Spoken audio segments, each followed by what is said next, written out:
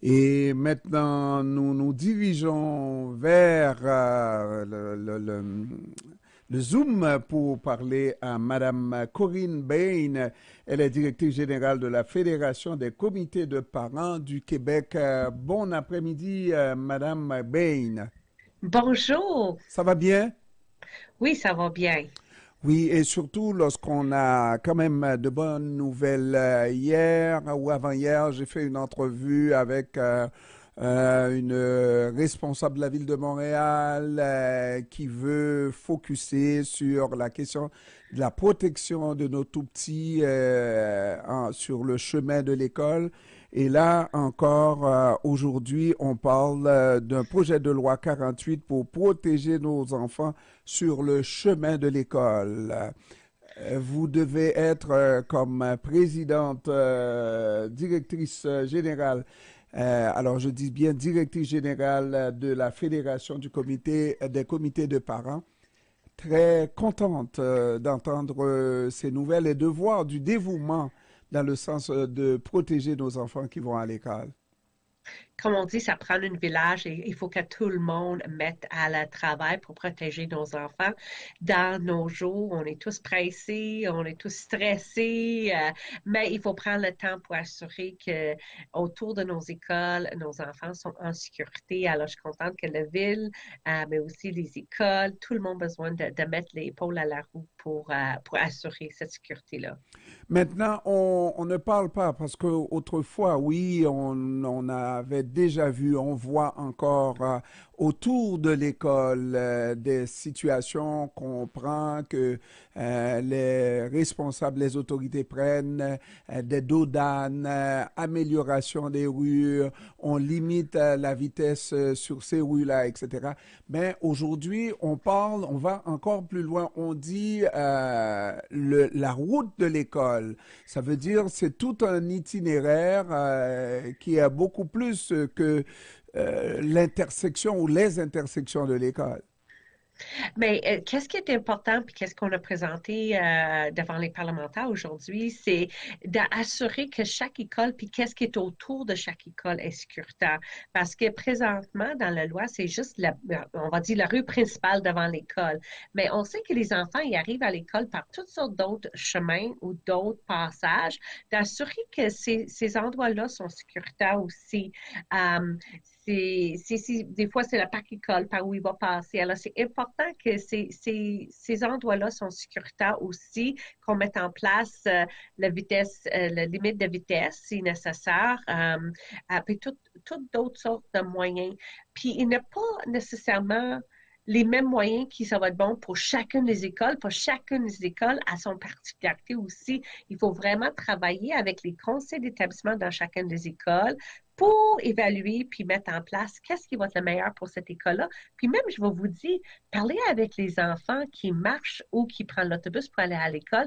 Les autres, ils connaissent tous les points où il faut faire plus attention, où les autos passent plus vite. On peut les consulter aussi pour assurer qu'on n'échappe pas les endroits, les rues, les ruelles autour d'une école qui a besoin d'être sécurisée.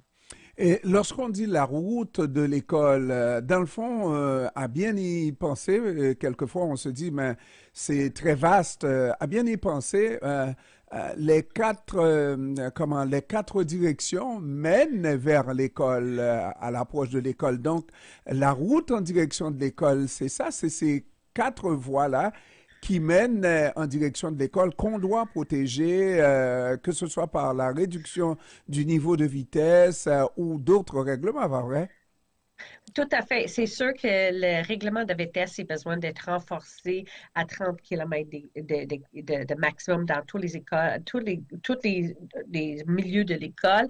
Il y en a des places où c'est encore 50 km, mais je pense qu'il faut, comme société, prendre cette décision-là. On espère que cette loi va passer, qu'autour de nos écoles, c'est 30 km à l'heure, la vitesse. Puis, il faut avoir des sanctions quand personne ne respecte ça. On voit du monde qui passe pendant les lumières flash sur l'autobus scolaire. C'est vraiment incroyable aujourd'hui. Ça doit être pas acceptable, puis il doit y avoir des sanctions assez lourdes pour ces comportements-là. 400 enfants blessés par année au Québec, c'est beaucoup. une, c'est trop, hein? Alors, 400, c'est beaucoup trop. Et qu'est-ce qu'on fait à part, parce que le processus qui est entamé là, de la protection de la route de l'école, quand j'ai parlé à la responsable de la ville de Montréal, qui me dit que il faut même envisager une amélioration du transport collectif pour inciter davantage autant les parents que des gens particuliers qui ne sont pas nécessairement parents à faire usage du transport collectif. Donc, tout ça, ça prend beaucoup de temps. Or, la protection de l'enfant, on parle de 400 enfants blessés par année au Québec, c'est beaucoup trop. Donc, il faut que ça commence depuis hier, pas aujourd'hui, mais depuis hier. Tout à fait. Puis je pense, on a vu qu'il y a déjà une campagne qui a commencé cet automne. Il y avait une autre version ou une autre euh, oui, une autre partie de la campagne dernièrement, mais je pense qu'il faut aller plus loin. Il faut éduquer dans les écoles, il faut éduquer à la maison. Je pense que c'est le temps que peut-être ça prend un petit bulletin qui va t'envoyer à toutes les écoles de rappeler les règles autour d'une école. On arrête quand les lumières flashent. On arrête au stop. On respecte les limites de vitesse. Il faut être vigilante quand c'est des jeunes enfants qui ne vont pas passer devant l'auto. Alors, il faut prendre toutes les précautions nécessaires, puis il faut vraiment une campagne massive, puis aussi un consciencement, puis une sensibilisation à toute la société parce que je pense que personne ne veut blesser des enfants, mais il faut qu'on prenne chacune notre responsabilité dedans. Ralenti autour de nos écoles, ralenti. Ce qui devrait nous comment sensibiliser tout le monde de la société, c'est de voir qu'autour de l'école, on trouve même des parents à rouler trop vite, à être impliqués dans un accident avec des élèves.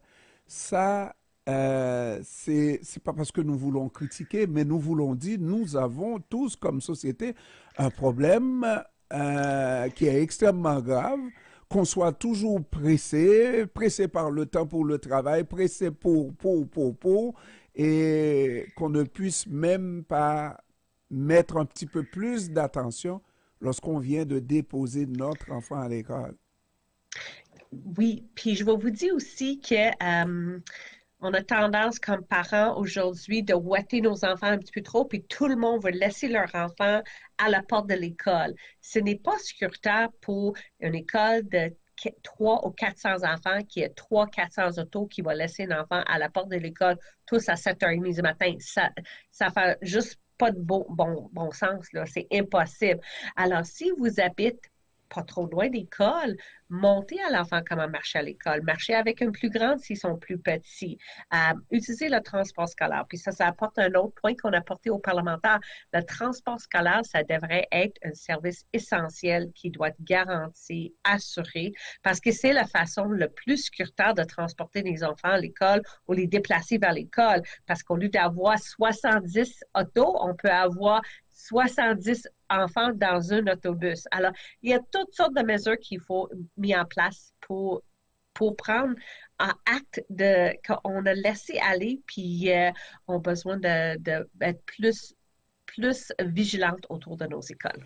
Et je dois vous dire, pour terminer, que connaissant notre façon de nous laisser aller comme membres de la société, qu'on soit blanc, qu'on soit noir, jaune, grand, petit, etc., on a toujours des problèmes plus urgents à régler que l'autre, n'est-ce pas? Notre affaire, c'est toujours une chose. Si on permet, et c'est là où on dit que les autorités doivent prendre leurs responsabilités pour imposer, si on permet à chaque parent de rentrer sur la cour de récréation avec la voiture pour aller déposer, c'est ce qu'il va faire. Et il va prendre des pancartes pour militer pour avoir ce droit-là, pas vrai? Tout le monde dit c'est pas moi, mais il y a quand même 400 enfants qui ont été blessés l'année passée. Alors ça, ce n'est pas acceptable. Alors il faut tous garder dans le miroir puis dire est-ce que j'ai fait mon part? Absolument, absolument. Vous avez tout à fait raison. Corinne Bain, directrice générale de la Fédération des comités de parents du Québec. Je vous remercie, Madame Bain, d'avoir pris du temps de nous parler cet après-midi. Merci beaucoup. Je vous souhaite une bonne fin de journée. À vous aussi. Merci.